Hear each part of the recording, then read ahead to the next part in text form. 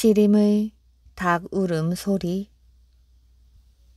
신라 제4대 이사금인 탈해왕은 밤이 깊도록 잠을 이루지 못하고 이리저리 몸을 뒤척였습니다. 왕의 나이 벌써 62이 되었지요. 그 나이가 되도록 슬하에 자식 하나 없는 것이 그날따라 더욱 우울하게 만들었답니다. 하찮은 미물도 모두 제 새끼가 있는 법이거늘.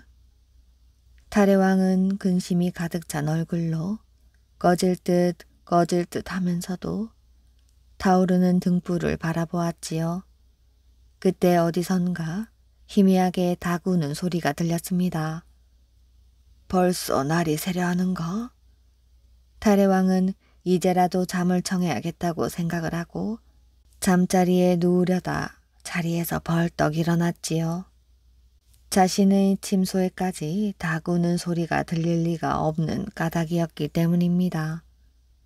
그리고 지금까지 한 번도 닭 우는 소리가 들린 적이 없었지요. 탈해왕은 자신의 귀를 의심하면서 조용히 귀를 기울였답니다. 닭 울음소리가 분명하였지요. 이번에는 전보다 더 힘차고 아주 또렷하게 들렸답니다. 탈해왕은 닭 울음소리가 하늘의 어떤 계시이거나 상서롭지 못한 일의 징조일지도 모른다고 생각을 하고 곧 호공을 내전으로 불러들여 어디서 닭이 울며 그 소리가 어찌하여 내전까지 들리는지 그 연유를 알아보도록 명령하였지요. 탈해왕의 명령을 받은 호공은 급히 군병들을 거느리고 닭 울음소리가 들리는 곳으로 말을 몰았답니다. 그 소리는 궁궐 밖에서 들려왔지요. 진원지를 찾아 한참을 가던 호공 일행은 금성의 서쪽 변두리에 있는 소나무 숲까지 이르렀답니다. 소나무 숲은 캄캄한 밤인데도 대낮처럼 환한 빛이 숲 전체를 감싸고 있었지요. 닭 울음소리는 그곳에서 들렸고 그 소리가 들릴 적마다 빛은 섬광처럼 어느 한 곳을 비추고 있었답니다. 호공은 천천히 섬광이 내리비치는 곳으로 발걸음을 옮겼지요. 그곳에는 크지도 작지도 않은 한 그루 소나무가 서 있었는데 한쪽 가지 끝에 금빛 괴짝이 매달려 있었지요. 그리고 그 괴짝 아래로 흰 닭과 백마 한 마리가 있었습니다. 탈해왕이 들은 소리는 바로 그 흰 닭의 울음소리임에 분명하였지요. 흰 닭은 호공이 가까이 다가오자 신기하게도 울음을 멈추고 가만히 그 자리에 서 있기만 하였답니다. 호공은 금빛 괴짝을 땅으로 내렸지요. 그리고 조심스럽게 괴짝을 열어보았답니다. 호공의 눈이 휘둥그레 커졌지요. 괴짝 안에는 태어난 지 얼마 되지 않은 사내 아이가 호공을 바라보며 방긋방긋 웃고 있었던 것입니다. 호공은 천진난만하게 웃고 있는 아기의 얼굴을 보자 자신도 모르게 두 팔로 번쩍 하나 올렸지요. 호공의 팔에 안겨서도 아기는 여전히 방긋방긋 웃고 있었답니다. 호공은 군병들에게 백마와 흰 닭을 거두게 하고 자신은 아기를 품에 안고 서둘러 대궐로 돌아왔지요. 탈해왕은 감탄을 연발하며 호공의 품에서 아기를 건네받았답니다. 후사가 없어 노심초사하는 이 늙은이를 하늘이 불쌍히 여겨 너를 내게 보내준 것이 틀림없도다. 아기는 탈해왕의 품에 안겨서도 여전히 방긋거리며 귀여움을 부렸답니다. 저런 귀여운 것 같으니. 탈해왕은 아기의 성을 금으로 만든 괴짝에서 나왔다고 해서 김이라 하고 이름은 알지라고 지었지요. 이렇게 탈해왕이 찾아낸 금빛 괴짝에서 나온 사내아이가 바로 김씨의 시조가 되었다고 하며 그때부터 신라는 계림을 국호로 삼았다고 합니다. 통곡하는 무덤. 신라 진평왕은 사냥을 너무 좋아해 날마다 되거를 비우기 일쑤였는데 그런 왕을 보다 못한 김후직이 하루는 굳은 결심을 하고 왕께 아뢰었습니다. 폐하, 예로부터 성인들이 이르시기를 사냥은 마음을 흐리게 만들고 정신 또한 흐리게 만드니 결국 심신 모두 피폐하게 한다고 했사옵니다. 그런데 폐하께서는 정사를 돌보실 생각은 아니하시고 허구한 날 사냥에만 몰두하시니 이는 폐하의 옥체를 상하게 할 뿐만 아니라 사직을 위해서도 결코 합당한 일이 아닌 줄로 아옵니다. 그러니 부디 오늘부터라도 사냥을 그만두시고 정사를 돌보는 데 힘쓰시옵소서. 그러나 김후직의 이러한 충정어린 간언에도 왕은 그 다음 날 또 사냥개를 앞세워 궐 밖으로 사냥을 갔지요. 그 소식을 들은 김후직은 한숨을 내쉬며 장차 어찌해야 왕이 더 이상 사냥을 나가시지 않을지 곰곰이 생각을 해보았답니다. 그 후로도 김후직은 틈만 나면 왕 앞에 나아가 진심으로 왕이 사냥 나가는 것을 말리며 간언을 하였지만 왕은 들은 척도 않고 혼자 콧방귀만 낄 뿐 도무지 정사에는 관심이 없고 오로지 사냥하는 데만 온 마음을 쏟았지요. 세월이 흐르고 김후직이 나이가 들었지요. 김후직의 마음 속에는 언제나 짙은 먹구름이 드리워져 있었답니다. 김후직의 눈에는 어느새 희미한 눈물이 괴어올랐지요. 생각에 생각을 거듭하던 김후직은 하루는 자식들을 불러 이렇게 말을 했답니다.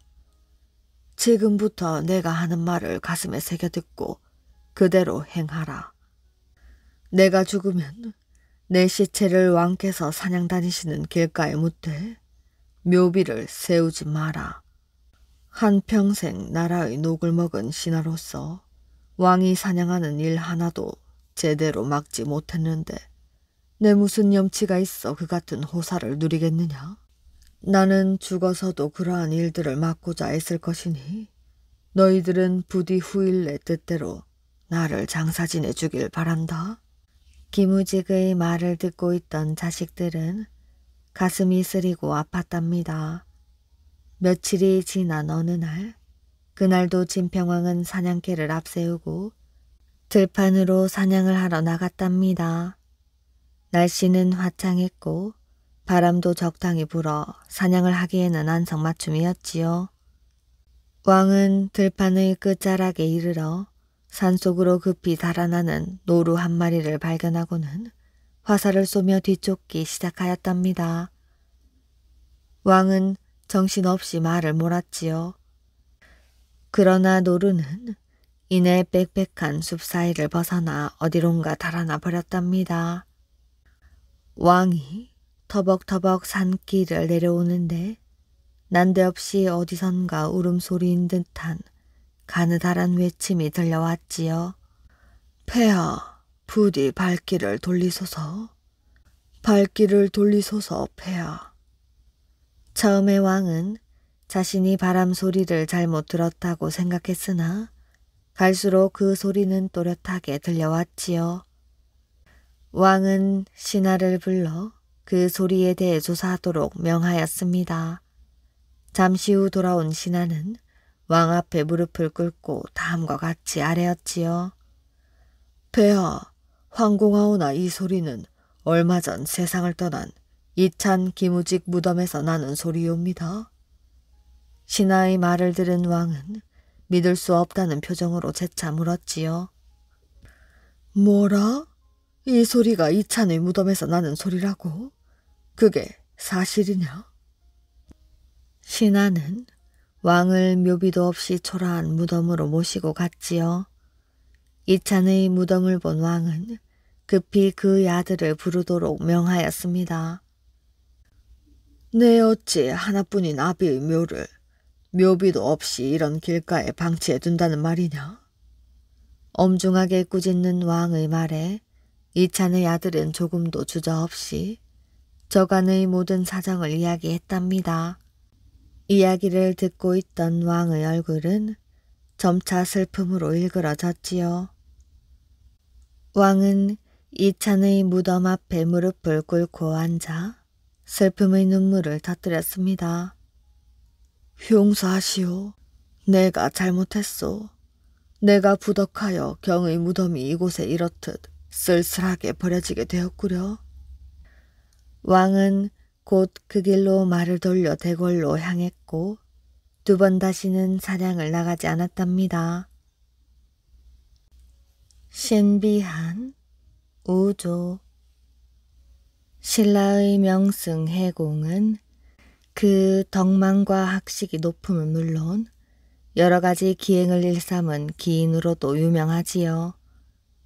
사람들은 해공을 북의 화상이라 불렀는데 그 이유는 해공이 언제나 삼택이 하나만을 어깨에 메고 노래를 부르며 돌아다닌 것에서 비롯되었답니다.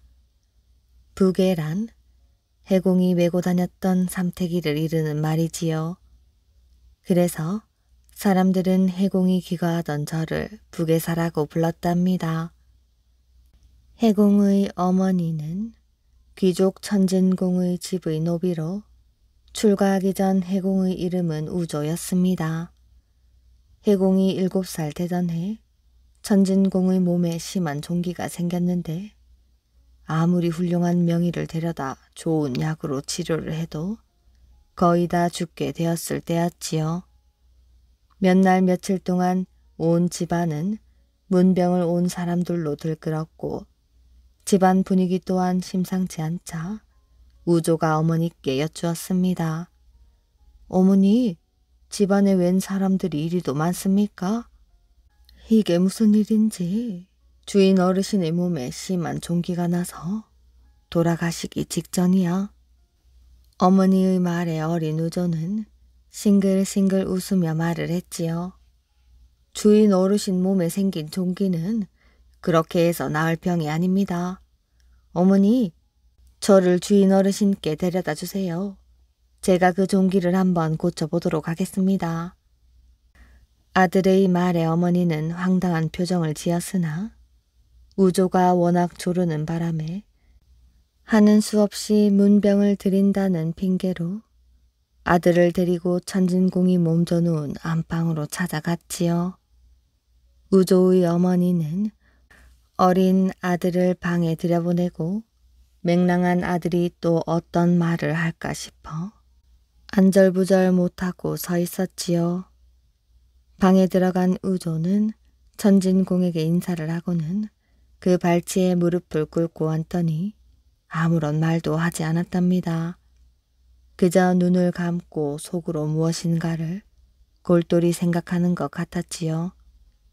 천진공은 저 아이가 왜 저러나 싶으면서도 어린 것이 자신의 병이 낫기를 기원하는 마음에 저런 것이겠거니 싶어 가만히 누워 있었답니다. 그런데 천진공은 시간이 흐를수록 자신의 몸에 난 종기가 쓰러리고 아려오는 것을 느꼈지요. 그러더니 그 고통도 잠시 시꺼멓게 딱지가 앉은 종기가 터지면서 누런 고름이 바닥으로 철철 쏟아져 내렸답니다. 천진공은 온몸의 신혈이 가라앉고 종기가 터진 자리가 시원해져 옴을 느꼈지요. 그렇게 해서 천진공의 몸에 난 종기는 말끔히 나았으나 아무도 그것이 우조가 한 일이라고는 생각하지 못하였습니다. 그저 그동안에 쓴 약재들이 효염을 나타낸 것이라고만 여길 따름이었지요. 우조의 어머니만이 우조가 평범한 아이가 아니라는 사실을 알았지요. 어린 우조는 어느덧 장성하여 청년이 되었답니다. 청년 우조는 여전히 천진공의 집에 기거하며 소일 삼아 매를 여러 마리 길렀답니다. 평소 천진공도 매를 좋아하던 터여서 그러한 우조를 가만히 내버려 두었지요.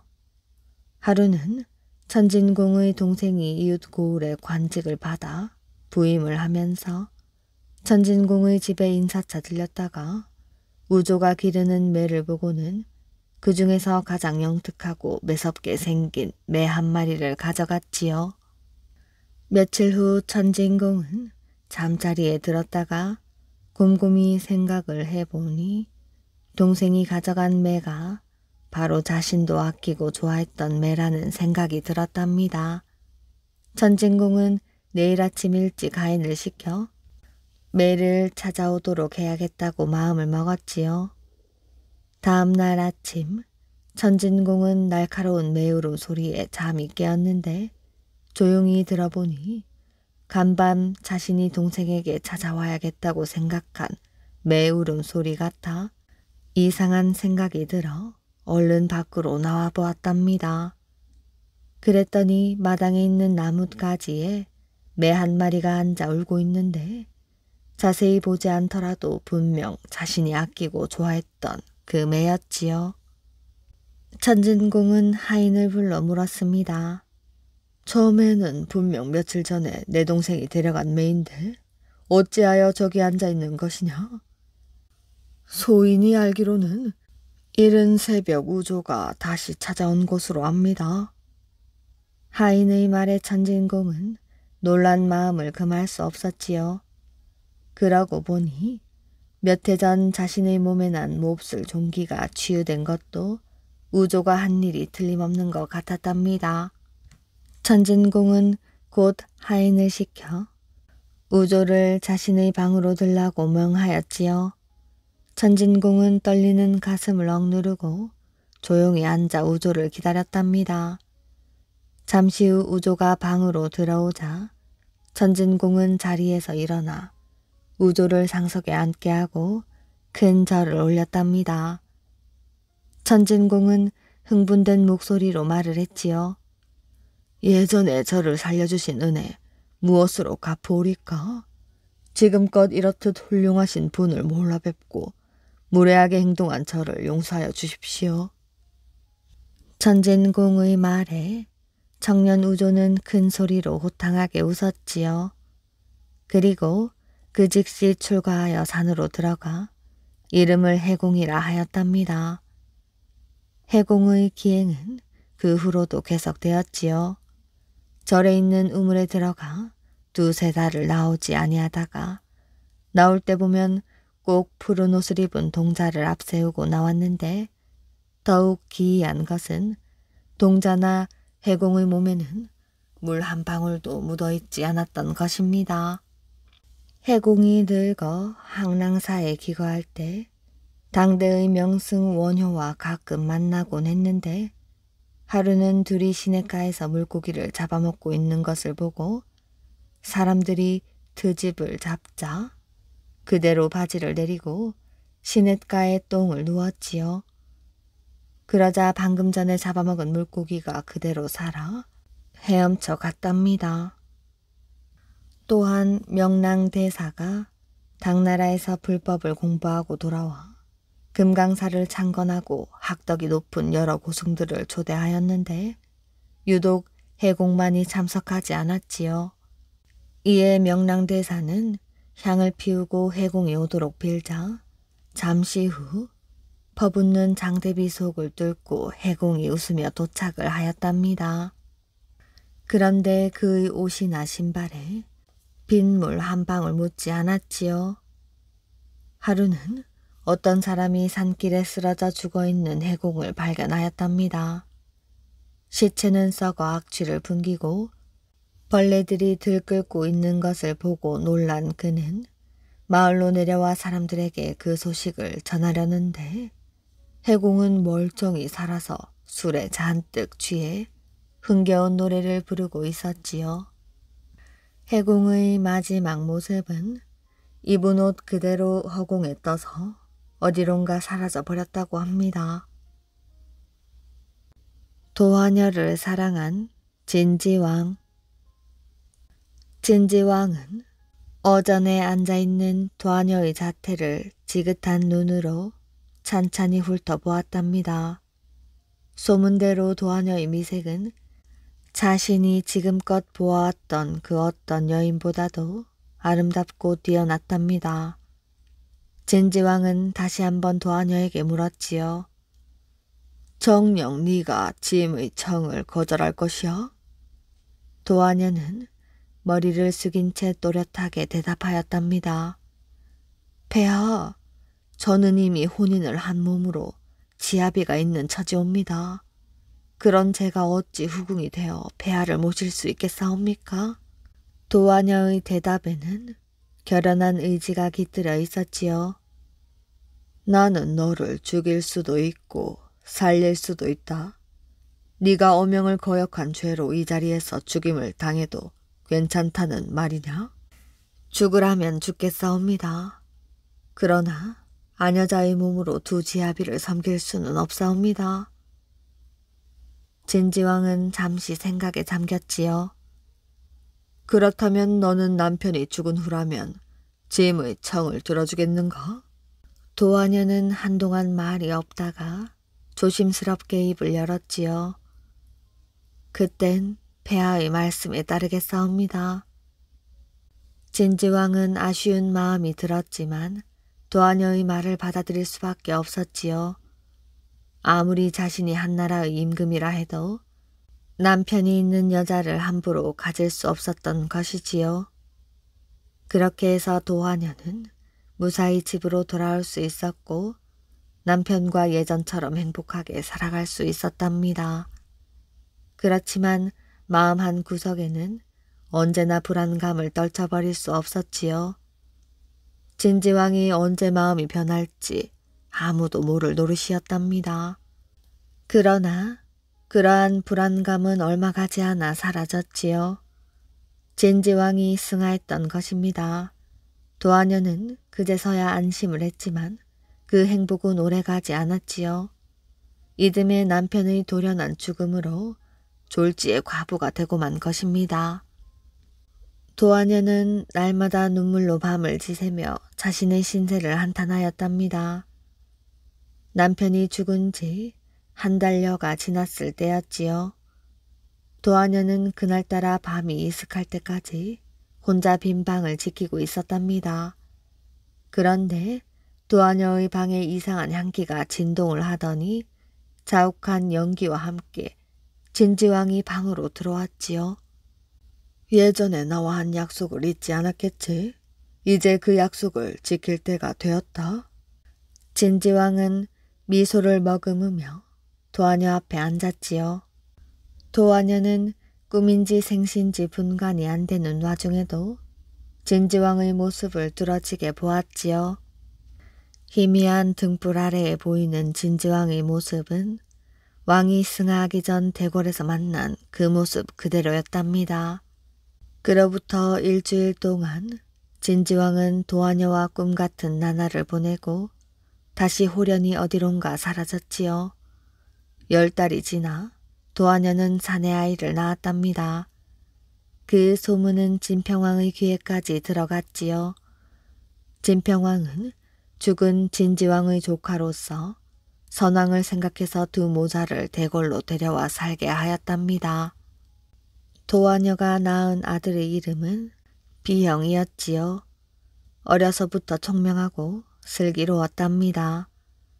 비형은 나이가 들수록 기골이 장대하고 지혜도 뛰어나 진평왕의 사랑을 듬뿍 받았답니다. 그런 비형은 15살이 되던 해부터 밤이면 대궐을 빠져나가 귀신들과 어울려 놀다 새벽녘이 되어서야 돌아오곤 했는데 이 이야기를 들은 진평왕이 비형을 불러 물었지요. 네가 귀신들과 어울린다던데 그게 사실이냐? 예, 그러하옵니다. 그렇다면 그것을 내게 증명해 보일 수 있겠느냐? 분부만 하십시오. 그래? 그렇다면 내일 아침까지 신원사의 북대천에 다리를 하나 놓을 수 있겠느냐? 예, 폐하, 그리하겠습니다. 다음 날 반신반의하던 진평왕은 신원사 북대천에 다리가 놓였다는 신하의 말을 듣고 크게 놀라지 않을 수 없었지요. 진평왕의 명에 따라 비형과 귀신들이 밤새 놓은 그 다리를 사람들은 귀신이 놓은 다리라고 해서 귀교라고 불렀답니다. 비형의 말을 확신하게 된 진평왕은 곧 비형을 불러 말을 했지요. 네 말이 정말이구나. 그렇다면 귀신 중에서 정사에 관여할 만큼 뛰어난 인물이 있느냐? 있으면 어디 한번 천거해 보라. 제가 알고 있는 귀신 중에 길단이란 자가 있는데 매사에 능통하고 지략 또한 뛰어나 데려다 쓰시면 후회하지 않으실 것입니다. 진평왕은 흔쾌히 허락을 하고 다음 날 비영이 데려온 길달에게 벼슬을 제수했더니 과연 능력이 아주 뛰어났지요. 길달은 나중에 유명한 흑륜사의 길달문을 짓기도 하였답니다. 비영은 그 후에도 여러 이적을 행하였으나 자세한 기록은 남아있지 않았지요. 훗날 자신이 진평왕에게 천거한 길달이 도망을 치자 귀신들로 하여금 길달을 잡아 죽이게 하자 모든 귀신들은 비형의 이름만 들어도 벌벌 떨게 되었지요. 그 뒤로 사람들이 앵마기를 할 때 비형을 찬미하는 글을 지어 대문에 붙였다고 합니다. 해랑법사와 거칠부. 마주 앉은 해랑법사와 거칠부는 좀처럼 서로 입을 열지 않았답니다. 거칠부가 해랑법사 밑에서 불법을 배운 지 한참이 지났지만 해랑법사가 거칠부를 이렇게 늦은 밤 따로 부른 것은 처음이었지요. 해랑법사는 한동안 그렇게 말없이 앉았다가 이윽고 조용히 입을 열었답니다. 말하라. 너는 어디에서 왔느냐? 거칠부는 더는 숨길 필요가 없다는 생각을 하고 사실대로 말할 것을 결심하였답니다. 소승은 신라에서 법사님께 불법을 배우고자 왔습니다. 나에게 불법을 배우러 적국인 고구려까지 왔다는 말이냐? 예, 그렇습니다. 불법을 배우는데 무슨 국경이 있겠습니까? 해랑법사는 말이 없었지요. 대신 눈을 질끈 감았답니다. 이윽고 해랑법사가 감은 눈을 뜨며 말을 했지요. 가거라. 아무리 불법이 중요하다 한들 사람의 목숨보다 중요하지 않다. 여기는 너희 나라의 적국인 고구려이다.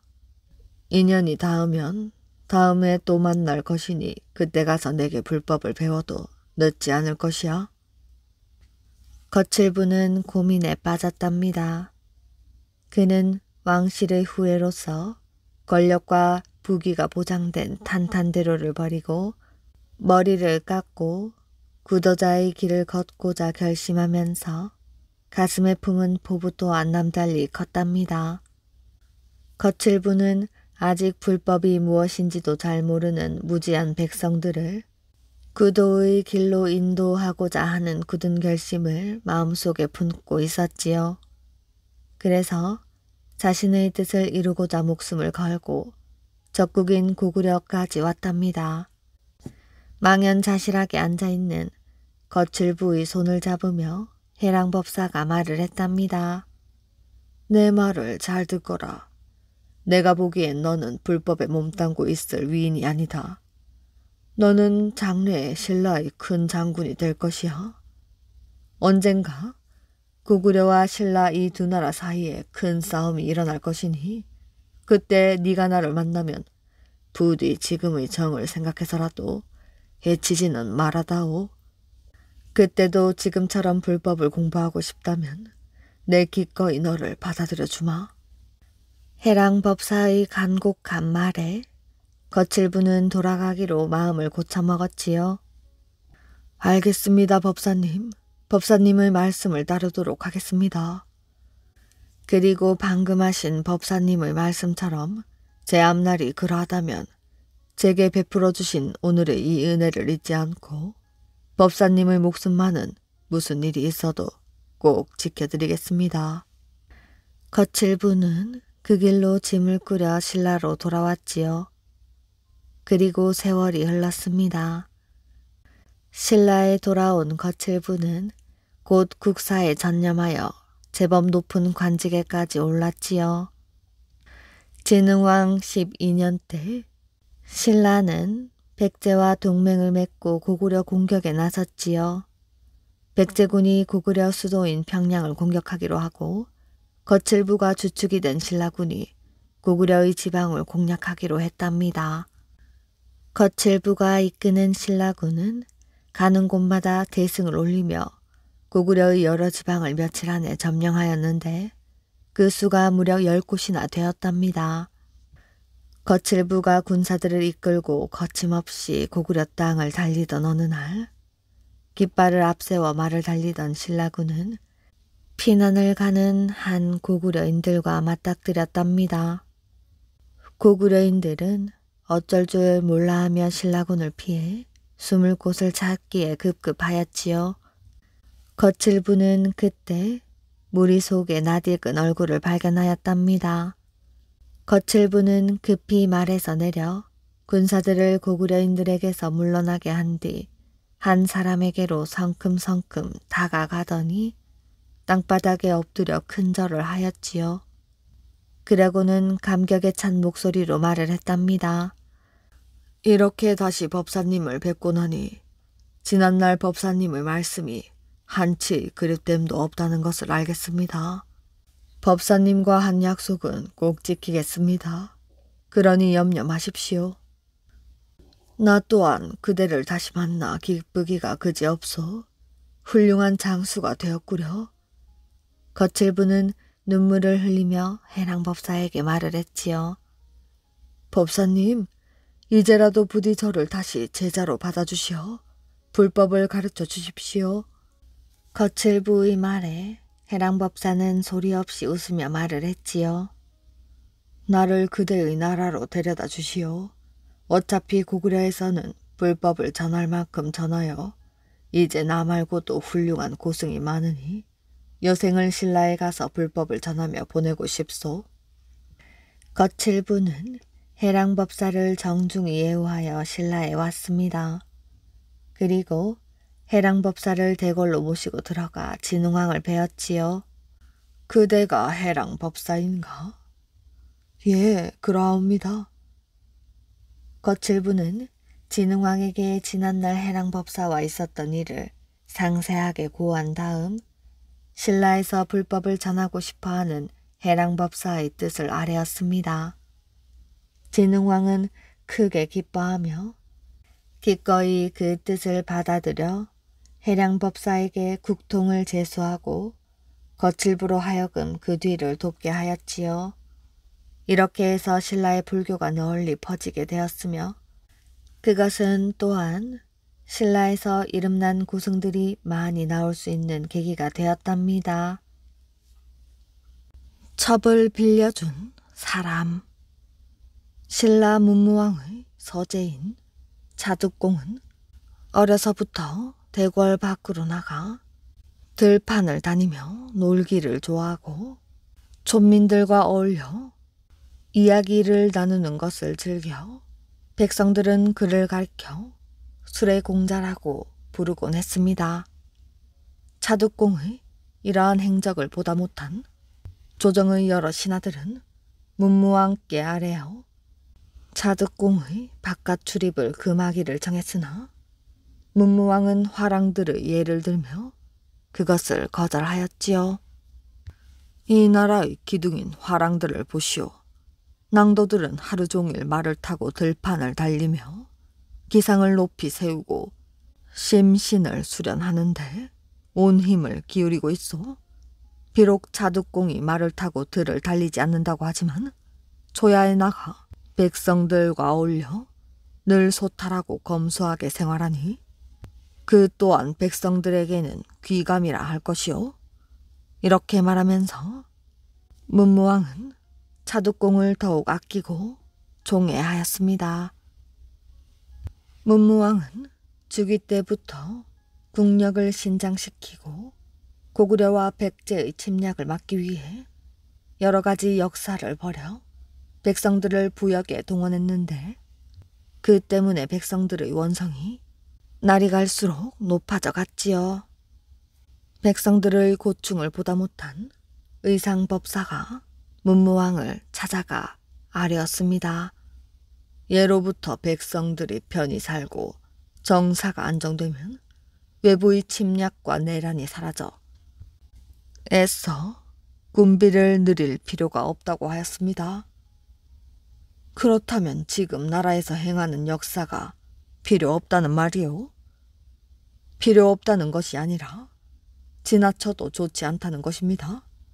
백성들이 역사에 동원되어 농사를 제대로 지을 수조차 없으니 생활은 피폐해지고 민심은 흉흉해진다는 말씀이옵니다. 그렇다면 법사의 생각을 말해보시오. 역사를 그만 멈추시고 백성들이 생업을 종사할 수 있도록 하옵소서. 그리고 이제라도 흩어진 민심을 수습할 방도를 찾으심이 좋을 듯하옵니다. 문무왕은 의상법사의 말을 마음 깊이 새겨 그날 밤 서재인 차득공을 은밀히 어전으로 불렀습니다. 너는 어려서부터 궐 밖을 나가 백성들과 자주 어울렸으니 백성들의 고초를 누구보다 잘 알 것이다. 내 너에게 재상의 자리를 줄 터이니 백성들의 마음을 헤아려 민심을 수습하는 데 힘쓰도록 해라. 대왕의 뜻을 받들기 전에 먼저 소신이 나라 안을 돌며 민심을 살피도록 허락해 주십시오. 문무왕은 그렇게 하도록 허락을 하였습니다. 다음 날 아침 차득공은 평민의 옷차림으로 궐을 떠나 홀로 온 나라 안을 떠돌아다녔지요. 차득공은 자신의 신분을 숨긴 채 백성들의 말에 귀를 기울이고 어떤 내색도 하지 않았지요. 백성들의 편에서 그 말을 이해하고 받아들이려 하였습니다. 차득공은 어느 날 무진주라는 곳에 이르러 고을 주사 안길의 집에서 하룻밤을 묵어가게 되었습니다. 안길은 첫눈에 차득공이 보통 사람이 아니라는 것을 간파하였지요.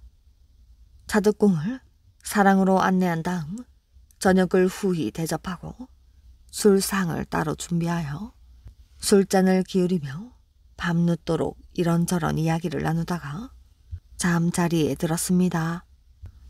다음 날 안길은 차득공을 하루 종일 편히 누워 쉬게 하고 3명의 첩들에게 시중을 들게 하였지요.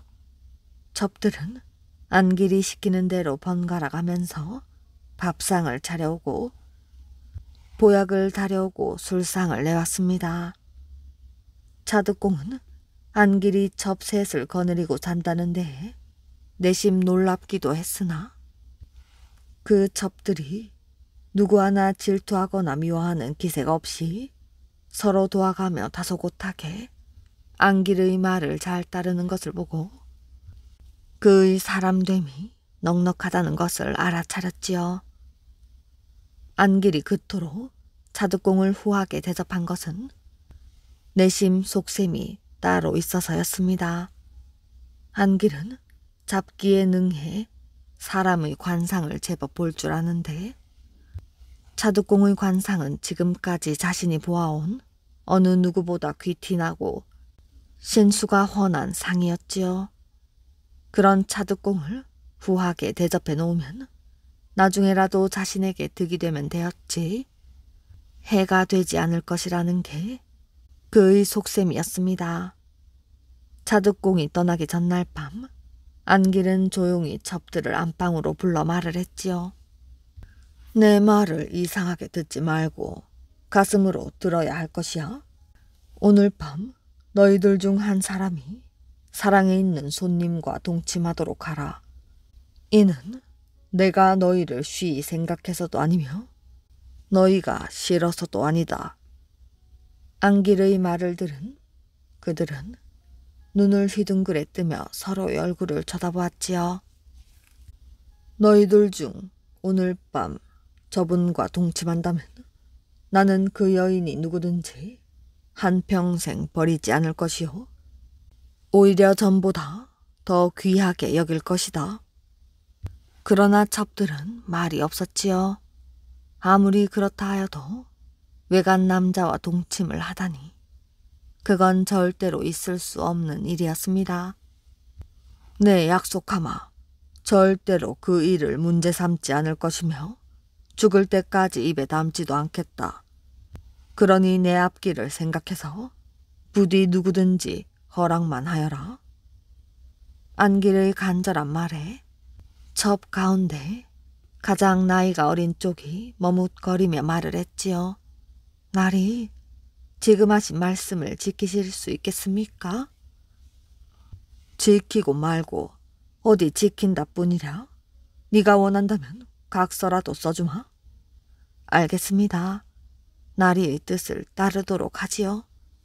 어린 첩은 일어나 자신의 방으로 건너가 깨끗하게 옷을 입고 화장을 하였지요.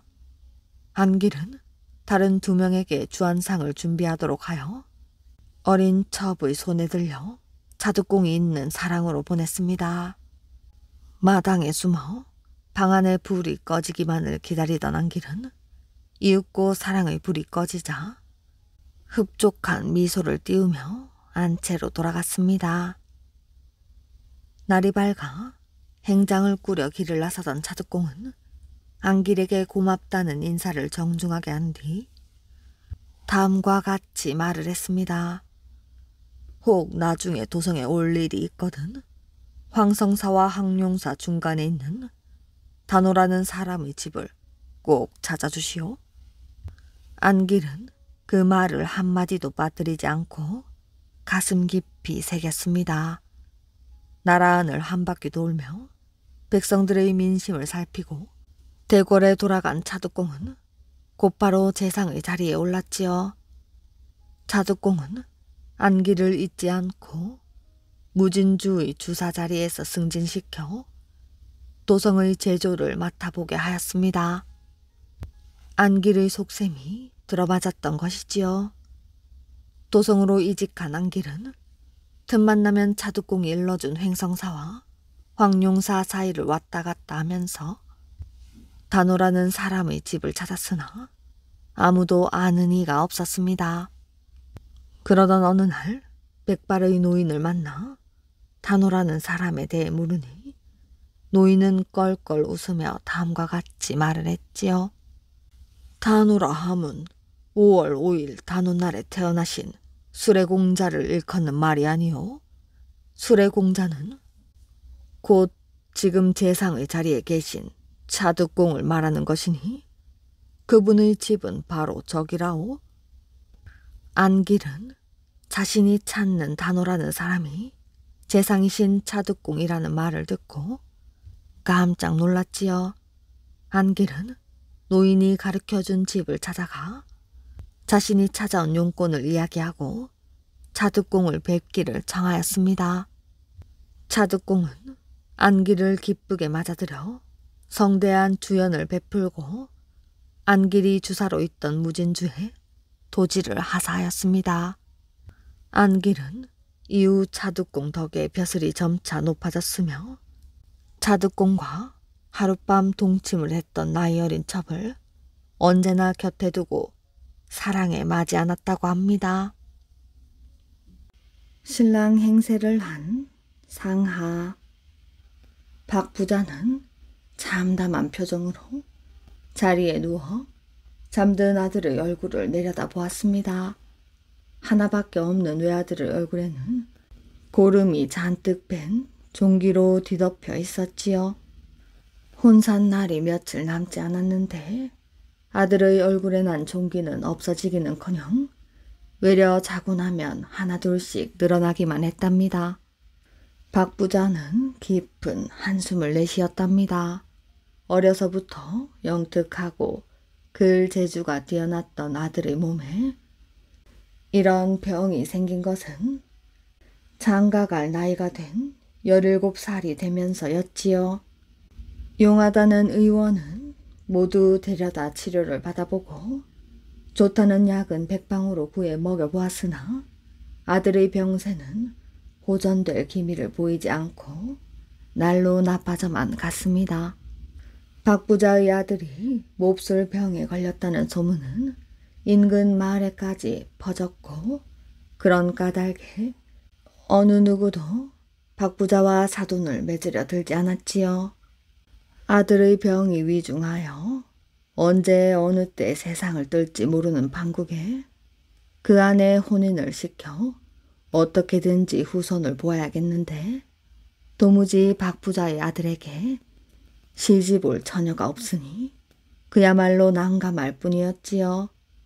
그도 그럴 것이 아무리 재산이 많다고 해도 어느 누가 고이 기른 딸을 나병 환자에게 시집을 보내려 하겠어요. 박 부자는 인근 마을에서는 며느리를 구할 수 없다는 것을 깨닫고 아주 먼 마을로 매파를 보내 마침내 송씨성을 가진 처녀와 혼인 날짜를 잡았답니다. 그런데 혼인 날짜가 일주일도 채 남지 않았는데 아들의 얼굴이 저렇게 종기로 짓물려 있으니 혼사를 치를 수 있을지 염려스러웠습니다. 박 부자는 아들의 방을 나와 마당에 서서 하늘을 보았지요. 박 부자가 마당에서 하늘을 우러러보면서 탄식을 하고 있는데 안채 문이 열리더니 하인을 따라 박 부자의 중마고우인 김상수의 아들 상하가 들어왔습니다. 상하는 박 부자의 아들과 연배로 키가 훤칠하고 잘생긴 미남이었지요. 박 부자를 따라 방으로 들어간 상하는 큰 절을 올린 다음 무릎을 꿇고 앉았습니다. 이 밤중에 무슨 일이냐? 집에 무슨 일이라도 생긴 것이냐? 늦은 밤 실내인 줄 아오나 하도 일이 급하게 되어서요. 어르신께서도 아시겠지만 저희 아버님께서 워낙 노름을 좋아하다 보니 그로 인해 큰 일을 내시고 말았습니다. 집에 있는 세간이며 전답을 몽땅 잡히고도 노름을 그만두지 못하시더니 이번에는 몸담고 계시는 관아에서 돈을 빼돌려 노름으로 탕진하고 말았습니다. 세간이나 전답은 상관없지만 나라 돈을 빼돌렸으니 그 일이 발각이라도 되는 날에는 아버님은 물론 저희 식구들 목숨도 위태롭게 생겼습니다. 제가 무슨 일이 있어도 꼭 갚아드리겠습니다. 상하의 말을 듣고 있는 동안 박 부자는 한 가지 깨를 내었습니다. 얼마면 되겠는가? 3,000냥이 옵니다, 어르신. 그렇다면 내게도 청이 하나 있는데 들어주겠는가? 죽은 목숨 살려주시는데 무슨 청인들 못 들어드리겠습니까? 박 부자는 상하를 지그지 바라보며 입을 열었습니다. 내 아들 대신 혼례를 좀 치러주게. 사흘만 신랑 행세를 하여 며느리를 우리 집에 데려다만 주면 되네. 그 다음 일은 내가 알아서 처리할 테니 아무 걱정하지 않아도 될 것이야. 상하는 흠칫 놀랐지만 곰곰이 생각을 해보니 박 부자의 청을 거절하기에는 자신의 처지가 너무 다급했습니다. 그럼 신방은 어떻게 차린단 말씀이십니까? 혼례를 치른 후 갑자기 몸이 아프다고 핑계를 대면 될 걸세. 다음 날부터 모든 일은 박 부자의 계획에 따라 일사천리로 진행이 되었답니다. 혼례는 당연히 상하가 대신 치렀고 신부 집에 머무는 사흘 동안 몸이 아프다는 핑계로 신부와 합방하지 않고 박 부자의 며느리를 데리고 왔지요. 상하는 박 부자의 집에 도착하자마자 신부에게 한마디 말도 없이 서둘러 집으로 돌아갔고 모든 사실을 알게 된 박 부자의 며느리는 하룻밤을 뜬 눈으로 꼬박 세우고 본가로 돌아가 버렸답니다. 한때 박 부자의 며느리로 들어왔던 송씨 처녀 집에서는 이미 혼례를 치른 딸을 다른 곳으로 시집 보낼 수 없다며 박 부자에게 혼례를 치른 신랑을 찾아달라고 성화를 부렸지요. 박 부자의 집 이야기는 삽시간에 온 동네에 소문이 퍼졌고 박 부자의 친구인 김상수의 귀에도 들어갔습니다. 김상수는 잘못하다가는 아들 상하가 위장 결혼한 죄로 옥살이를 할지도 모른다는 생각에 식구들을 불러 모아놓고 의논을 하였지요. 김상수는 한동안 고민에 빠져 있다가 아들 상하에게 말을 했습니다. 어쩔 수 없다. 네가 그리 싫지만 않다면 혼례를 치른 그 처자를 집에 데려와 살도록 해라. 알겠습니다. 상하는 지금 처한 상황이 그럴 수밖에 없긴 했지만 혼례를 치른 처자가 그리 싫은 것은 아니어서 흔쾌히 대답을 하였지요. 그런데 아버님, 곁에서 두 사람의 이야기를 듣고 있던 상하의 동생 상하가 조심스럽게 입을 열었답니다. 아버님의 말씀대로 하신다면 박부자 어른이 너무 가엾지 않습니까? 병든 자식이나마 후대를 생각해서 그리한 것인데 이제 오라버니가 혼례를 치른 송시댁 처자를 집으로 데려온다면 박부자 어른에게 남은 것은 무엇이겠습니까? 상하의 말을 듣고 보니 김상수 또한 친구에게 못할 짓을 하는 것 같아 기분이 언짢았답니다. 상하도 가만히 고개를 숙였지요. 그렇다면 무슨 다른 방도라도 있는 게냐? 제가 박부자 어른 댁 며느리로 가겠습니다. 김상수와 상하는 동시에 놀란 표정으로 상하를 쳐다보았지요. 상하는 두 사람의 시선은 아랑곳하지 않고 이미 마음을 굳힌 듯 당당한 표정이었습니다. 처음에는 안 될 일이라고 펄쩍 뛰던 김상수는 상하의 끈질긴 설득과 고집에 조금씩 마음이 기울어져 갔습니다. 아들 상하는 그에 대해 아무 말도 하지 못하고 가만히 앉아만 있었지요. 김상수는 새벽녘까지 노심초사하다가 결국 상하의 말대로 하기로 결정을 하였답니다. 그렇게 해서 상하는 박부자 아들과 혼례를 치르게 되었지요. 박부자는 김상수가 모든 사실을 알고 있으면서도 하나뿐인 딸 상하를 며느리로 준 것이 너무도 고마웠고 며느리인 상하에 대해서도 눈물 겹도록 고마워했습니다. 혼례를 치른 다음 날부터 상하는 혼자 남편의 병수발을 들었지요. 하인들조차 들어가기 꺼려하는 남편의 방에서 같이 먹고 자면서 온갖 굳은 일을 도맡아 했답니다. 그러나 한 해가 가고 두 해가 가도록 남편의 병세는 호전될 기미를 보이지 않았지요. 갈수록 종기는 커져만 갔고 얼굴에 난 종기가 입술까지 번져 그나마 간신히 하던 말도 할 수 없게 되었답니다. 그 무렵 상하는 조금씩 지쳐갔지요. 시아버지인 박부자의 사랑은 극진하였지만 시어머니는 또 달랐습니다. 처음에는 딸처럼 잘해주더니 해가 바뀔수록 손자 타령을 하며 그것을 병든 아들보다는 며느리 탓으로 돌리기 일쑤였지요.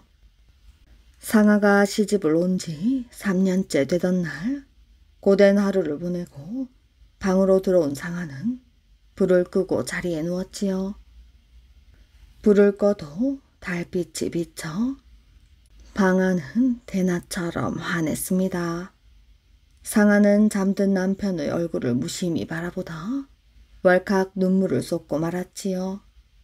시집 온 지 3년이 지나도록 단 한 번도 상하를 품에 안은 적이 없는 남편과 남편 품에 단 한 번도 안겨본 적이 없는 자신이 불쌍하고 가련하게 느껴졌던 것이지요.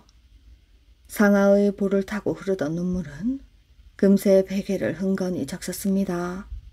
상하는 자리에서 일어나 남편의 얼굴을 가만히 만져보았지요.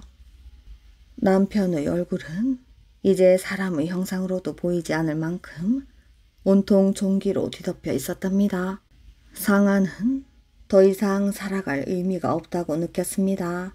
남편 또한 언제 죽을지 모를 운명이었고 이제 그만 고된 삶을 끝내고 싶었지요. 상하는 장롱 속에서 비상을 꺼내 대접에다 털어놓고 물을 부었습니다. 그것은 시집을 올 때 만일을 위해 준비해 온 것이지요. 상아는 부모님이 계신 곳을 향해 마지막으로 큰 절을 올렸답니다.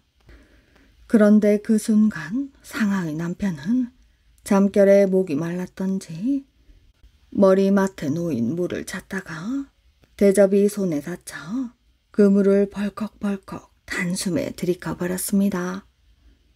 흐느끼던 상아는 남편이 물 마시는 소리에 놀라 얼른 대접을 빼앗으라 하였으나 남편은 대접의 물을 한 방울도 남기지 않고 모두 마신 뒤였지요. 여보. 남편은 갈증이 심했던지 상아에게 물을 더 달라고 손짓을 하였답니다. 상아는 놀란 가슴을 가까스로 가라앉히고 대접에 물을 따라주었지요. 그런데 물을 마시던 남편은 갑자기 물을 방바닥에 쏟아부으며 좀 전에 자신이 마셨던 물을 달라는 신용을 하였답니다. 상아가 자꾸만 주전자의 물을 따르자 남편은 화를 내며 대접을 집어 던져버렸습니다. 안방에서 그 소리를 들은 박 부자가 황급히 달려와 방문을 열었지요. 무슨 일이냐? 상아는 말을 잃고 멍청이 서 있었습니다. 박 부자는 아들이 물을 달라는 신용을 금방 알아차리곤 하인을 시켜 냉수를 가져오게 하였지요. 그러나 물 맛을 본 아들은 자꾸만 물을 방바닥에 쏟아부으며 그 물이 아니라는 신용만 하였답니다.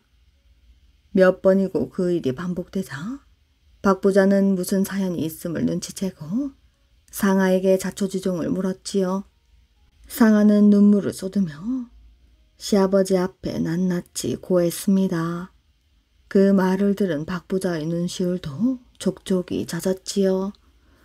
어린 것이 얼마나 마음고생이 심했으면 죽을 마음을 먹었을꼬. 며느리의 말을 듣자니 박 부자의 마음도 찢어질 듯 아팠습니다.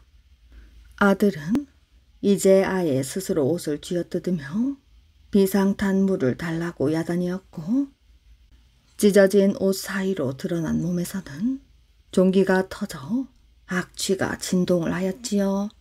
박 부자는 하인을 시켜 비상을 가져오게 하였습니다. 상아는 눈물을 흘리며 말렸지만 박 부자는 하나뿐인 아들을 짐승의 모습이 아닌 인간의 모습으로 죽게 하고 싶었지요. 박 부자는 직접 물에다 비상을 타서 아들에게 주었답니다. 물맛을 본 아들은 허겁지겁 그 물을 들이켰지요. 아들은 비상탄 물을 한 주전자나 마시고서야 겨우 잠에 골아떨어졌습니다. 박 부자는 하인을 시켜 장례 준비를 시켰습니다.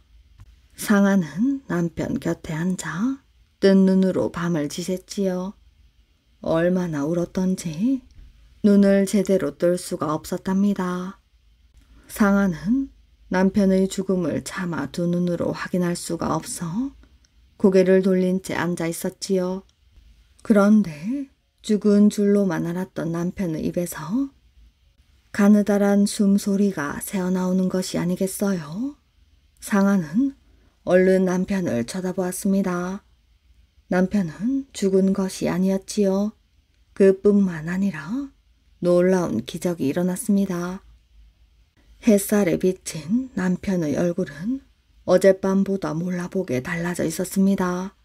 종기에 고였던 피고름이 깨끗하게 없어지고 그 위에 딱지가 붙어 있었지요. 상아는 너무나 놀라 큰 소리로 박 부자를 불렀답니다. 아들의 얼굴을 본 박 부자는 자신의 눈을 의심했습니다. 그리고 이내 기쁨의 눈물을 흘렸지요. 그로부터 10여일이 지난 후 박 부자의 아들은 예전처럼 정상의 몸으로 돌아왔습니다. 이를 두고 사람들은 상아의 정성이 하늘에 닿아 남편을 살렸다며 두고두고 칭찬을 하였다고 합니다. 아내를 용서한 남편. 사만시대 중국의 한 무제는 우리나라를 침략하여 사군을 설치하고 한반도 전역을 지배하려 하였답니다. 그러나 남쪽의 여러 부족들은 끝까지 한 무제에게 항거하며 각기 나름대로 영토를 구축하고 집단 생활을 하였지요. 이러한 부족들은 마한, 변한, 진한을 비롯해 남쪽의 여러 지방에 걸쳐 60여 개나 되었는데 이들은 장수나 신지라고 불리는 우두머리를 두고 농사를 짓고 누에를 치며 자치적인 생활을 하는 일종의 부족국가 형태를 이루었지요. 산하는 이런 부족국가의 하나인 근매의 우두머리 근매 장수의 아들이었습니다. 산하는 아버지인 근매 장수의 뒤를 이어 부족을 다스리려면 용맹과 지혜를 두루 갖추어 부족민으로부터 인정받고 존경받아야 했습니다. 단지 자신이 근매 장수의 아들이라는 이유만으로는 부족민을 다스리는 장수의 자리에 오를 수가 없었지요. 산하는 커다란 곰 한 마리를 사냥하여 살 고기와 가죽을 벗겨가지고 다시 부족에 있는 곳으로 돌아가는 길이었습니다. 그런데 갑자기 검은 먹구름이 몰려오더니 비가 억수같이 퍼부었지요. 산하는 어깨에 둘러맨 곰 가죽을 우산처럼 받쳐들고 비를 피해 뛰다가 어느 민가를 발견하고 그 집으로 뛰어들었습니다. 마당에 들어선 산하는 큰 소리로 주인장을 불렀지요. 계십니까? 아무도 안 계십니까? 산하의 다급한 말투가 연이어 이어지자 부엌에서 한 여인이 걸어 나왔지요. 누구를 찾으시는지요? 여인의 얼굴을 본 산하는 잠시 넋을 잃고 서 있었습니다. 여인은 보통 안악들과는 달리 미모가 출중했지요. 저 사냥을 갔다가 돌아가는 길에 갑자기 비를 만나 이렇게 되었습니다. 지금 집에는 저 혼자뿐입니다마는 어쩌겠어요. 비 때문인걸. 그렇게 비를 맞고 서 계시지 마시고 어서 안으로 들어가세요. 여인은 산하의 팔을 잡아 끌다시피 하여 그를 방으로 데리고 들어갔습니다. 산하는 여인에게 이끌려 방으로 들어가면서 숨이 멎는 듯한 느낌이 들었지요. 잠시만 기다리시면 곧 저녁을 지어 올리겠습니다. 그렇게 말하며 여인은 다시 부엌으로 갔습니다. 산하는 생전 처음으로 자신이 남자라는 사실과 가슴속에 들끓어오르는 본능적인 욕구를 느끼게 되었지요. 이제 산하의 나이는 갓 20이었습니다. 아직 혼인을 올리지는 않았지요. 산하는 뛰는 가슴을 진정시키고 방 안을 둘러보았답니다. 벽에 걸린 남자의 옷가지들로 보아 여인은 처녀가 아님이 분명했지요. 그렇다면 남편은 어디 간 것일까?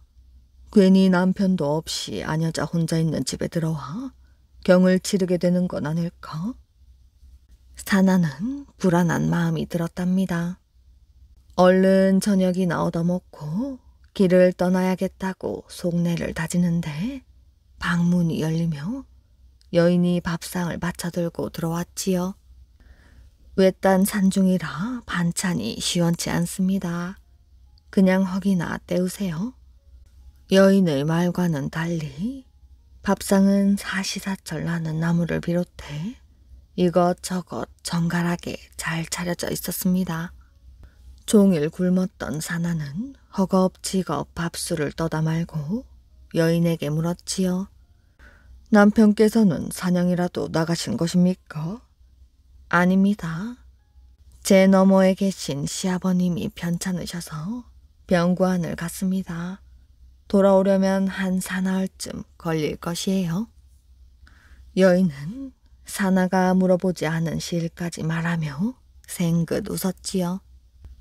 사나는 또다시 가슴이 방망이질 쳐서 얼른 시선을 내리깔고 수저에 쥔 손에 힘을 주었답니다. 사나가 밥 한 그릇을 모두 비우고 나자 여인은 다시 술상을 차려내왔지요. 자리에서 일어나려던 사나는 도로 자리에 앉아 여인이 내미는 술잔을 받았답니다. 비가 그치려면 좀 더 있어야 될 것 같습니다. 먼 길 가시려면 추우실 테니 약주로 몸을 좀 녹이세요. 여인은 생긋 웃으며 비어있는 술잔에 술을 따랐답니다. 어느새 술 한 병을 다 비운 사나가 낮에 사냥한 곰의 살코기와 가죽을 내놓으며 말을 하였지요. 변변치 않습니다마는 드릴 게 이것밖에 없습니다. 사나가 활과 칼을 들고 자리에서 일어나려는 순간 말없이 앉아있던 여인이 사나의 다리를 잡고 늘어졌지요. 잠시만 더 계시다 가십시오. 산중이라 저 혼자서는 무섭습니다. 여인의 팔에서 다리를 빼려던 사나는 중심을 잃고 방바닥에 넘어졌습니다. 그렇게 둘이 하룻밤을 보내는 사이 들창 밖에서 조용히 귀를 기울이고 있던 검은 그림자 하나가 황급히 마당을 빠져나와 제 너머로 달려가기 시작했지요. 정기는 친구의 말을 듣고 황급히 집으로 돌아왔습니다. 밤이 깊지 않았는데 집의 불이 꺼져 있는 걸로 보아 친구의 말이 사실인 것 같았지요. 고맙네 이렇게 연락을 해주어서. 그렇지만 사람의 일은 모르는 것이 아닌가. 혹 자네가 오해한 것이라면 자네도 그렇고 내 아내도 그렇고 얼마나 서로 무안하겠는가. 그러니 내가 사실을 확인하고 자네를 찾아가겠네. 알았네 그럼 이따가 봄새. 집에 가본 정기는 비가 거꾸로 솟는 것 같았지만 마음을 다잡았지요.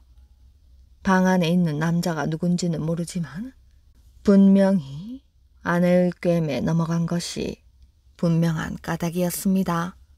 정기의 아내는 미모가 뛰어난 대신 정조관념이 별로 없는 여자였지요. 아내는 천성적으로 음탕함을 타고났는지 정기의 친구들 중에 얼굴이 반반한 이가 집으로 찾아오면 괜히 방을 들락날락거리며 실없이 웃음을 흘리고 다녔답니다. 아내의 그런 성질을 잘 아는 정기로서는 제 너머 아버지의 병구안을 가면서 옆집 사는 친구에게 미리 아내의 행실을 살펴달라는 부탁을 해두었던 것이지요. 그러나 지금 당장 방으로 들어가 난리를 피운다면 몇 가구도 되지 않는 동네에 소문이 날 것이고 그렇다면 얼굴을 들고 다닐 수 없기는 정기의 아내뿐만이 아니라 정기 역시 마찬가지일 터였습니다. 정기는 어험하고 헛기침을 한번 하고는 잠시 후 방문을 열고 방으로 들어갔지요. 아내의 얼굴은 사색이 되어 있었고 젊은이는 쥐은 죄를 아는지 무릎을 꿇고 앉아 있었습니다. 네 이놈, 대체 누구기에 남편 있는 아녀자를 희롱하고 동정까지 했단 말이냐? 죽을 죄를 지었습니다. 부디 저를 죽여주십시오. 죽을 죄를 지었다는 건 알긴 아느냐? 여기 칼이 있습니다. 부디 이 칼로 제 목을 쳐주십시오. 정기는 사나가 내놓은 칼을 보았답니다. 정교한 칼집의 문양과 귀한 돌이 박혀있는 걸로 보아 필시 지체 높은 자임이 분명하였지요. 누군지 이름을 말해보라. 사나는 입을 열 수가 없었답니다. 이름이 무엇이냐? 그것만은 묻지 말아주십시오. 어서 이 칼로 제 목을 쳐주십시오. 정기는 칼로 목을 쳐야 한다면 그것은 앞에 무릎을 꿇고 앉아있는 젊은이가 아니라 음탕한 자신의 아내라고 마음속으로 고통스럽게 되뇌었습니다. 정기는 칼집에서 칼을 꺼내들어 사나의 목덜미에 가져다 댔지요. 그리고 사나의 목덜미에 대었던 칼을 아내의 얼굴을 향해 겨누었습니다. 정기의 아내는 사색이 되어 벌벌 떨고만 있었지요. 정기는 방 한쪽에 놓인 술상을 쳐다보며 아내에게 말을 했습니다. 술을 가져오라.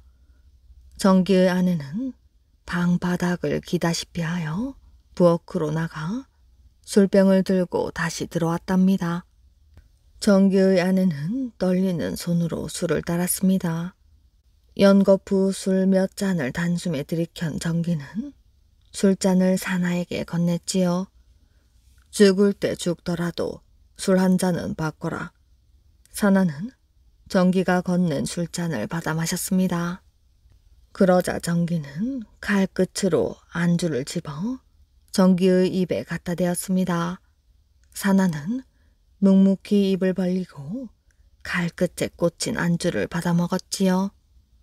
보기보다 간담이 꽤 큰 놈이로구나. 정기는 술 한 병을 다 비우도록 말이 없었습니다. 아내는 벌벌 떨고만 있었지요. 정기의 가슴속으로 수많은 생각이 교차했습니다. 마음 같아서는 둘 다 죽여 가슴속의 분노를 시원하게 씻어버리고 싶었지만 젊은이의 언행이 예사 사람 같지 않은 데다 아내의 잘못이 더 크다는 생각이 자꾸만 정기의 머릿속을 혼란스럽게 만들었지요. 가거라. 이후 다시는 이 주변에 얼씬도 하지 마라. 사나는 자신의 귀를 의심하였습니다. 정기의 아내도 늑박기라는 듯 놀란 눈으로 남편을 쳐다보았지요. 내 너의 얼굴을 다시 볼 때에는 그냥 두지 않을 것이다. 어서 가거라. 내 마음이 변하기 전에. 살려주시는 애 죽을 때까지 잊지 않겠습니다. 사나는 일어나 황급히 집을 빠져나왔습니다. 그 후 수십 년의 세월이 흘렀지요. 아버지인 근매장수가 세상을 떠나고 사나는 부종민의 천거를 받아 장수의 자리까지 올랐습니다. 사나는 여러 부족들을 통합하여 큰 세력을 이루었고 그런 동안 사나의 머리도 하얗게 새어갔지요. 자식도 여럿 두어 사나는 부족민들의 부러움과 존경을 한 몸에 받았답니다. 그러던 어느 해 가을 한 무리의 사람들이 사나 앞으로 오랏줄에 꽁꽁 묶인 한 사람을 끌고 왔습니다. 사나에게 직접 재판을 받기 위함이었지요. 무슨 일이냐? 예, 다름이 아니었고 이자가 제 아버지를 살해했습니다. 자세히 말해보라. 소인은 외돌마을에 사는 섬돌이라고 하옵니다. 오늘 저희 마을에서 사냥을 나갔는데 이자가 활을 쏘아 제 아버지를 죽였습니다. 그 당시 풍속으로는 사람을 죽인 자는 똑같이 죽임을 당했지요. 사나는 오랏줄에 묶인 사내를 내려다보았습니다.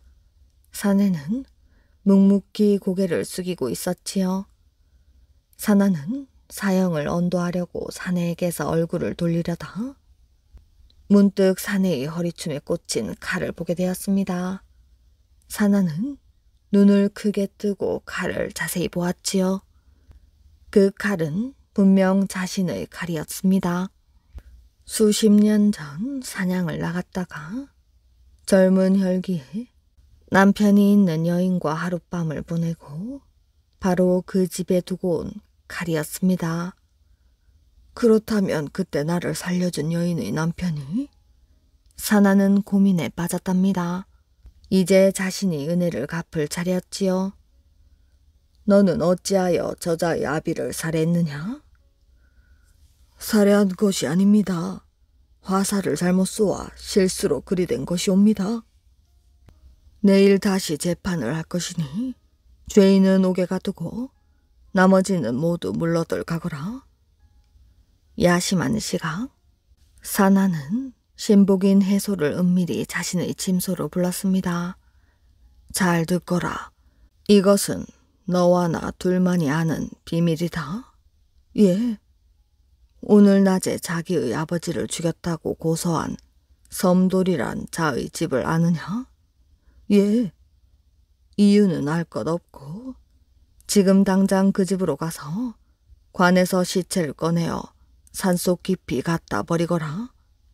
그리고 관 속에다 커다란 개 한 마리를 집어넣어 두어라. 이 일은 어느 누구에게도 들켜서는 안 될 것이야. 알겠느냐? 사나의 명을 받은 해손은 시키는 대로 아무도 모르게 모든 일을 해치우고 사나에게 보고를 했습니다. 다음 날 오후 사나는 현장 검증을 핑계로 섬돌을 집으로 향했지요. 그러고는 다짜고짜 관을 열라고 했습니다. 천천히 관이 열리고 관 속을 들여다본 사람들은 믿어지지 않는 표정으로 짧은 비명을 질렀습니다. 시체는 온데간데 없고 죽은 개 한 마리가 들어있었던 것이지요. 사나는 화를 내며 큰 소리로 섬돌을 신문하였습니다. 어찌된 일이냐? 죽은 아비의 시체는 어디 있단 말인가? 내 놈이 장수인 나를 능멸하려 드는 것이냐? 바른대로 말하거라. 어째서 무고한 사람을 살인범으로 몰아 죽이려 하였느냐? 그것이 아니오라. 소인의 아비는 분명 그자의 화살에 맞아 죽었습니다. 네 이놈, 아직도 정신을 못 차리고 망령된 소리를 하는구나. 여봐라, 이놈을 당장 옥에 가두거라. 사나는 즉시 옥에 갇힌 정기를 방면하였습니다. 집으로 돌아온 정기는 아내로부터 전후 사정을 듣고는 일이 어떻게 돌아가는지 알 수가 없어 걱정으로 쉬이 잠을 이루지 못했지요. 그날 밤 사나는 정기를 조용히 침소로 불러들였답니다. 술상을 앞에 놓고 사나는 먼저 정기의 잔에 술을 따랐지요. 정기는 떨리는 마음을 억누르며 술잔을 받아들였답니다. 자, 드세요. 이제야 지난날의 은혜를 갚게 되었습니다. 기억하시겠습니까? 젊은 혈기에 죽을 죄를 지었던 것을 넓은 아량으로 용서해 주셨지요. 정기는 휘둥그레진 눈으로 믿을 수 없다는 듯 사나의 얼굴을 바라보았지요. 그렇다면 장수께서는 그때 제 아내를 범한? 사나는 지그시 고개를 끄덕였습니다. 술잔을 거머쥔 정기의 손이 가느다랗게 떨리고 있었지요. 이제야 그때의 은혜를 갚게 되었습니다. 정기의 눈에서는 어느덧 굵은 눈물 방울이 떨어지고 있었답니다. 술잔을 들이켜는 사나의 눈자위도 촉촉하게 젖어 있었지요. 며칠 후 사나는 옥에 가두었던 섬돌을 특별히 사면시켜 주었고 정기에게는 남몰래 많은 돈과 전답을 하사하였다고 합니다.